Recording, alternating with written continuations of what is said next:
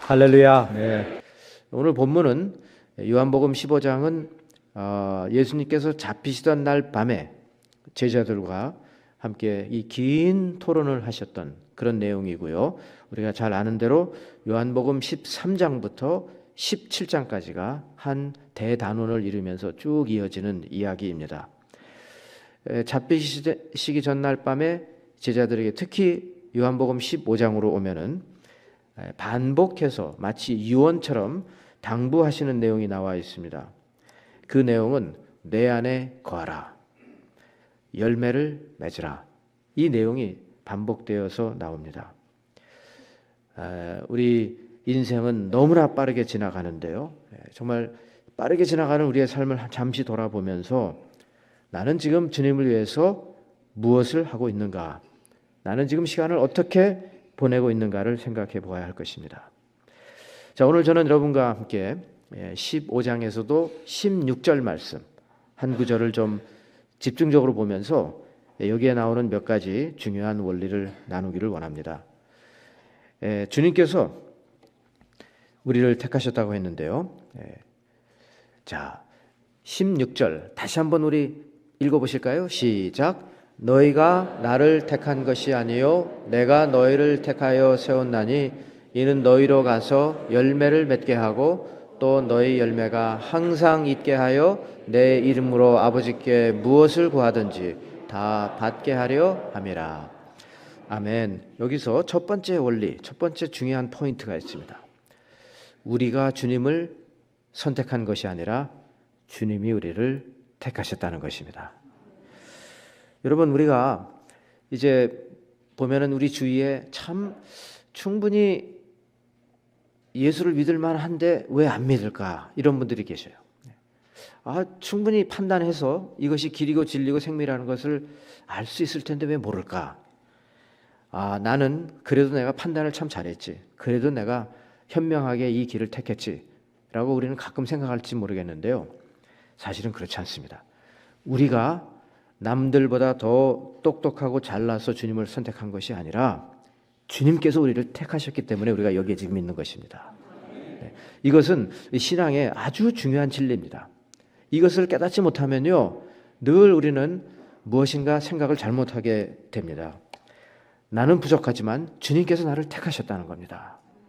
그러면 우리는 왜 우리를 택하셨을까를 생각하지 않을 수가 없습니다. 성결교단에서 가장 영적으로 참 존경받는 목사님을 한번 꼽는다고 하면 여러분 누구를 꼽으시겠습니까?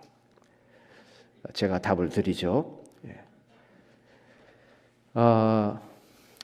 몇 년 전에 이분이 쓰신 자서전입니다. 목적이 분명하면 길은 열린다라는 책인데요. 정진경 목사님입니다. 신촌 성결교회를 담임했고 원로 목사님 되셨던 분이죠. 한 5년 전에 이제 하나님 부르심을 받으신 분인데 이 책의 앞부분에 나오는 내용입니다. 6.25 때 이분이 이제 신학교를 졸업하고 전도사로서 한 교회를 맡고 있었습니다. 6.25 때 그만 공산당이 이제 이 마을에 쳐들어온 겁니다.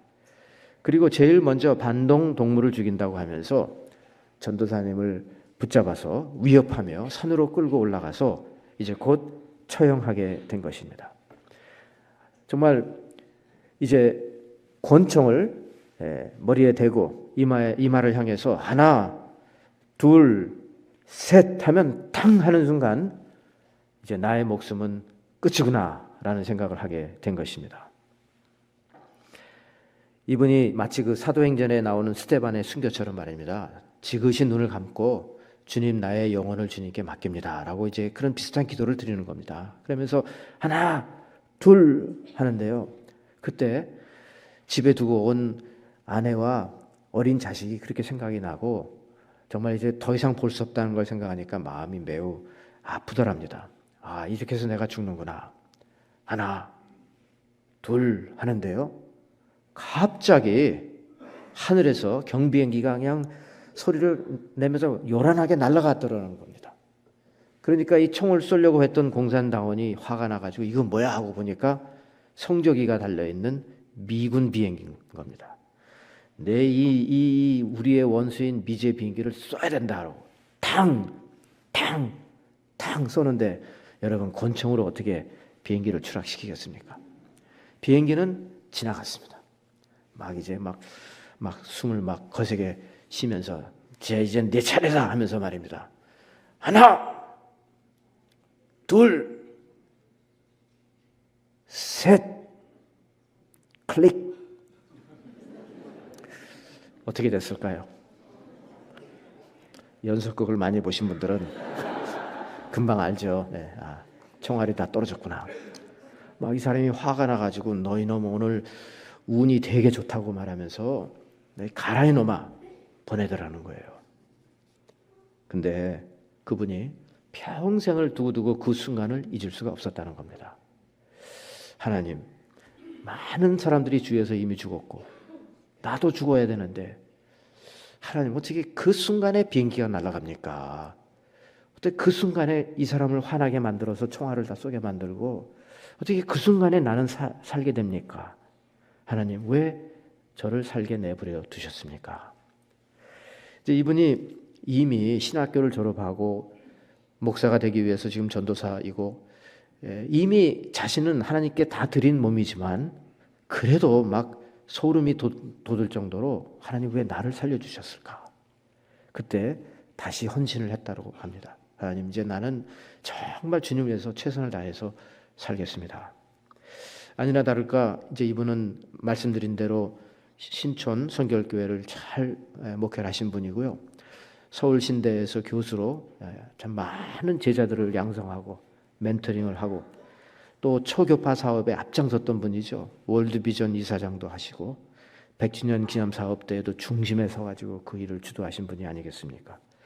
거의 3,000볼 되는 한경직 목사님도 이분을 보고 정말 대단하다고 격찬을 아끼지 않았던 그런 인물입니다. 여러분, 이분이 하나님께서 나를 택하셨다라는 그런 분명한 확신이 없었다면, 물론 모든 분들이 다 훌륭하지만, 모든 목회자가 다 훌륭하게 목회를 할 수 있겠지만, 그러나 이분은 이 확신이 있었던 것입니다. 더욱더 확신이 있었어요. 그래서 그의 삶을 하나님께 드렸던 것입니다. 자, 한번 다시 말씀을 봅니다, 여러분. 자, 두 번째 포인트인데요. 너희가 나를 택한 것이 아니라 내가 너희를 택하여 세웠나니 이는 너희로 가서 무엇을 맺는다고요? 열매를 맺게 하기 위해서라는 것입니다. 그래서 그 열매가 그냥 이전에 지나갔고 더 이상 사라지고 없는 것이 아니라 항상 그 열매가 있어야 된다는 거죠. 그러니까 뭐 영원한 열매를 말하는 겁니다. 그 열매가 항상 너와 함께 있기를 원하기 위해서 우리를 택하셨다라는 것입니다. 신앙생활을 이기적으로 하는 사람들이 있습니다. 이런 진리를 깨닫지 못하는 사람들입니다. 그런 사람들은 택함을 받았다. 하나님 나 선택해 주셨어. 그래서 나 구원받았어. 나 진짜 천국 갈 거야. 이렇게 구원받은 것과 택함 받은 것을 직결시키고 천국 가는 것과 직결을 시킵니다. 그러니까 이제 난 다 된 거야 이런 생각을 하는 겁니다. 그렇지만 제가 어제도 말씀을 드렸죠. 인도에 선교사로 갔던 선교학자 레슬리 뉴비긴이 말한 대로 택함을 받는다는 것은 특권을 누리기 위해서가 아니라 이게 이스라엘 민족이 구약 시대에 망한 이유가 무엇인가? 선민 사상을 가졌다는 것입니다. 왜? 우리가 우월하기 때문에 주위에 있는 이런 사람들보다 우리가 우월하기 때문에 하나님 우리를 특별히 사랑하시고 특별히 우리를 택하시고 그래서 우리는 하나님 앞에 나갈 수 있는 특권을 갖고 있고 이런 생각을 가지고 있었다는 것입니다. 주님께서 우리를 택하신 것은 우리가 구원받고 천국 가는 거 맞아요. 맞는데 그렇다고 해서 택함을 받지 않은 사람은 지옥을 가고 구원받지 못하고 지옥을 간다 그런 뜻이 아닙니다. 택함을 받았다는 것은 열방을 향한 하나님의 그 선교에 참여하도록 부르심을 받았다는 데 그 진정한 의미가 있는 것입니다. 그래서 너희가 나를 택한 것이 아니라 내가 너희를 택하지 않았느냐. 너희들은 어부였다. 너희들은 그저 평범한 어부였지 않았느냐. 갈릴리에서 물고기 잡던 사람들 아니었느냐 이겁니다. 그렇지만 내가 너희를 택했다는 겁니다. 왜? 이제 내가 너를 보낸다는 거예요. 가서 열매를 맺게 하고 그 열매가 항상 있어서 이제 아버지께 기쁨을 드리는 그런 삶을 살기를 원한다는 것입니다. 이런 성경적 진리를 모르는 사람들은요, 아, 나 구원 받았어요. 예수의 보혈의 피로 구원 받았어요. 하고 그냥 그걸로 끝나버립니다. 이 구원에 하나님의 깊은 뜻을 깨닫지 못하는 것입니다. 그러다 보니까 평생 예수는 믿는다고 하지만 자신을 위해서만 살다가 하나님을 앞으로 갈 때는 별로 준비한 열매가 없는 그런 안타까운 모습을 보게 되는 것입니다. 여러분, 우리는 열매 맺는 삶을 살아야 합니다. 특히 요한복음 13장부터 17장의 그 컨텍스트, 그 배경을 놓고 보면은요, 가장 위대한 열매는 사랑의 열매입니다. 서로 사랑하라. 내가 너희들의 발을 씻어준 것처럼 너희도 서로 발을 씻어주고 서로 사랑하라. 너희가 서로 사랑함으로 나의 제자가 됨을 사람들이 알리라. 그렇게 말씀하셨거든요. 그러므로 사랑의 열매보다 더 귀한 것은 없습니다. 우리가 사랑의 열매 중에서도요, 한 영혼을 깊이 사랑해서 그 영혼을 주님께로 인도하는 전도의 열매가 얼마나 소중한지 모릅니다. 제가 목회할 때 토론토 영락교회에서 이전에는 참 이렇게 잘 눈에 이렇게 띄지 않았던 80이 넘으신 어르신인데 너무 열심히 신앙생활을 하시는 거예요. 그래서 이렇게 여쭤봤습니다. 집사님, 어떻게 언제부터 우리 교회에 나오셨어요? 그랬더니 나온 지는 몇 년 꽤 됩니다. 그래요. 그러면 모태신앙이신가요? 아니에요. 아니 그러면 어떻게 되시나요? 사실은 제가 교회에 아주 젊었을 때 교회를 좀 나갔다가 아주 심하게 시험에 들어가지고 그 다음부터 교회하고 담을 쌓고 수십 년을 지낸 사람입니다. 근데 어떻게 오시게 됐어요? 아이고, 그 얘기를 하면서 이제 설명을 하시는 거예요. 우리 교회에 또 다른 어르신이 한 분이 계신데 그분이 이 분을 전도자 대상으로 삼고 세탁소를 하시는 분인데 그냥 매일 찾아갔다는 겁니다. 그랬더니 이분이 나에게 자꾸 교회 가라는 말 하지 말라고. 나 교회 다녀봤고 난 교회는 갈 데가 못 된다고 생각하고 결론을 지었다고. 왜요? 그랬더니 교회 쌈박질하고 정말 교회는 갈 데가 못 된다고. 이러면서 이제 수십 년 전에 그런 경험을 자기가 이제 갖고 딱 담을 쌓고 사는 거예요. 근데 이분은 그 전도를 하는 우리 또 다른 어르신은 말입니다. 아주 끈질기게 제가 생각하기에 한 2년 3년을 꼬박 매일 찾아간 것 같아요. 나중에는 하도 귀찮아가지고요. 알았어. 내가 세탁소 팔고 은퇴하면 내가 교회 갈게. 이렇게 말을 툭 던지고 이제 그랬답니다. 그러니까 이제 이 전도하시던 분은 언제 은퇴하나 그것만 기다리고 있는 거예요. 언제 세탁소를 파나. 세탁소를 팔았다는 소식을 듣고 또 찾아간 겁니다. 교회 나올 거지요? 약속 지킬 거지요? 하니까 약속을 지킬 거냐고 하니까 마음이 또 약속은 지켜야 되니까 알았다고 가겠다고 이러고 이제 이분이 나오신 거예요. 그게 몇 년 전 이야기인 것 같아요. 와서 보니까 모든 교회가 싸우는 교회가 아니구나. 이렇게 멀쩡한 교회도 있구나. 사람들이 사이좋게 지내네. 그걸 생각하면서 이분이 나오기 시작을 했고요. 아주 핵심 멤버가 되었어요. 지금은요. 저는 그걸 보면서 그분을 전도한 분이 주님 앞에 갔을 때 그 열매가 대단하다. 그 정성으로 그렇게 자주 찾아갔다는 겁니다. 여러분, 많은 분들이 오해를 해요. 나 택함을 받아서 나 구원 받았어. 저 친구는 택함을 못 받아서 지옥 갈 거야, 저 친구.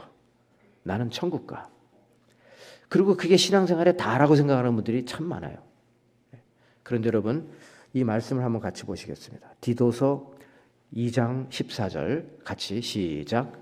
그가 우리를 대신하여 자신을 주심은 모든 불법에서 우리를 속량하시고 우리를 깨끗하게 하사 선한 일을 열심히 하는 자기 백성이 되게 하려 하심이라. 아멘. 자, 여기 잘 보십시오. 주님께서 우리를 대신해서 자기의 몸을 주셨어요. 우리를 모든 불법에서 속량하셨어요. 속량한다, 구속한다 같은 말입니다. 우리를 해방시켰다, 자유롭게 하셨다. 죄로부터 자유롭게 하셨어요. 우리를 깨끗하게 하셨어요. 성령의 역사로 우리를 성화시켜 주셨어요. 자, 그러면 그 목적이 무엇이냐가 다음에 나오지 않습니까? 그렇게 한 이유는 선한 일을 열심히 하는 하나님의 백성이 되게 하려 하심이라는 겁니다. 그러니까 구원을 받고 그것이 끝이 아니라 구원을 받으면 이것이 시작입니다. 하나님의 선한 백성으로서 살아가는 시작이 되는 것입니다. 근데 왜 이것을 사람들이 많이 깨닫지 못하느냐? 구원은 성도의 마지막 관문이 아니라 구원은 성도의 시작입니다. 우리가 구원받은 것은 이 땅에서 열방을 향해 나아가 세상에 빛이 되고 소금이 되기 위해서인 것입니다.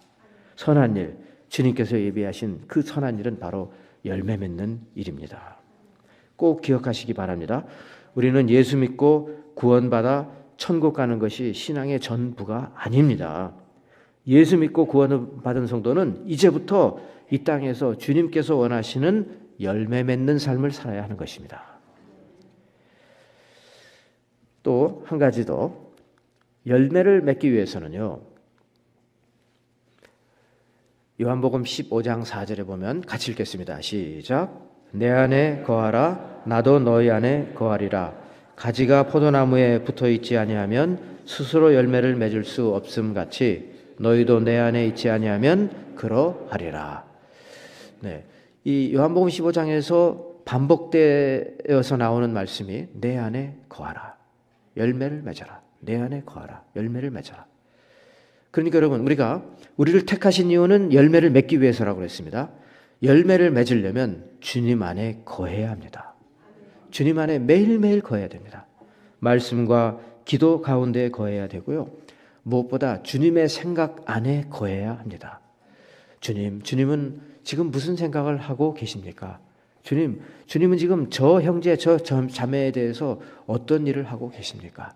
제가 어떻게 저 형제, 저 자매의 영혼을 주님께로 인도하는데 도움이 될 수 있을까요? 주님 안에 거할 때 우리는 놀라운 열매를 맺게 될 줄 믿습니다. 여러분, 그래서 우리가 주님 안에 거하게 될 때 주님께서 우리에게 우리 마음을 움직여 주십니다. 우리가 편하게 살고 싶죠. 편하게 살고 싶고 고생하고 싶지 않습니다. 그런데 우리가 주님 안에 거하면요, 주님께서 자꾸 우리에게 도전을 주신다니까요. 새로운 일을 하도록 만드시고 이대로 그냥 끝나는 것이 아니라고 자꾸 말씀을 하셔요. 약 한 10년 전에 제 사무실에 60대 부부가 찾아오셨습니다. 남편 되시는 분이 그때 한 69세 정도, 아내 되시는 분이 65세 정도가 되셨습니다. 이분이 오시더니 그래요. 목사님, 이제 저희가 생업에서 은퇴를 하게 되었습니다. 그런데요, 아무리 생각을 해봐도 이렇게 끝나는 게 아닌 것 같습니다. 아니, 무슨 말씀이세요? 아니, 사실 저는 지금 이렇게 끝나면요, 그냥 노후를 편하게 살 수 있고 손주들 재롱 부리는 거 보면서 살면 돼요. 그런데 이런 게 아니라고 자꾸 주님 저에게 우리에게 마음을 주십니다. 그러면 어떻게 하시려고요? 저희가 남미로 가려고 합니다. 남미에 가서 뭘 하시려고요? 남미에 가서 어려운 아이들을 위해서 학교를 짓고 학교를 하고 싶습니다. 스페인어를 하시나요? 제가 물어봤어요. 근데 저는 지금 잊을 수가 없어요. 그분들이 저한테 딱 저를 보고 이렇게 말씀하십니다. 목사님, 배우면 되잖아요. 제가 늘 궁금했습니다. 저 연세에 새로운 언어를 배울 수 있을까 정말? 아니, 배워도 어느 정도 배울까? 이런 생각을 한 겁니다. 그리고 이제 이분들이 니카라과에 들어갔습니다. 니카라과에 가셔서 토론토에 있던 집을 팔아서 그거로 니카라과에 커피 농장을 샀어요. 그리고 나무를 다 밀었어요. 그리고 거기에 유치원부터 짓기 시작을 해서 하나씩 교실을 짓기 시작한 겁니다. 팬데믹이 지나고 그 전에 갔었어야 되는데 팬데믹 후에 이제 드디어 제가 찾아갔습니다. 이제 이분들이 10년 전에 가셨고 지금은 79세, 75세이십니다. 그런데도 새벽 3시, 4시면 기상을 하시더라고요. 그래서 하루 일과가 굉장히 빽빽해요. 정말 열심히 일을 하십니다. 애들이 얼마나 예쁜지 모르고요. 벌써 이 학교에 학생이 한 200명 정도가 다니고 있어요. 근데 이제 무슨 식을 한다고 그래가지고 저도 이제 갔는데 제가 제일 궁금했던 거는 이분들의 스페니시가 어느 정도인가. 먼저 여자 선교사님께서 무슨 연설을 하시더라고요. 근데 이거 연설 한 20분 정도를 하시는 거예요. 스페니시로. 근데 저는 뭐 스페니시 잘 모르니까 발음이 어떤지 뭐 정말 문법이 맞는지 이게 뭐 뜻이 제대로 전달되는지 알 길은 없지만 아이들의 표정을 보는 거예요. 보니까 아이들이 웃어야 될 때 막 깔깔 웃고 있고 막 심각하게 들을 때 심각하게 듣고 있고 보니까 제대로 소통을 하시는 것 같아요. 야, 참 놀랍다.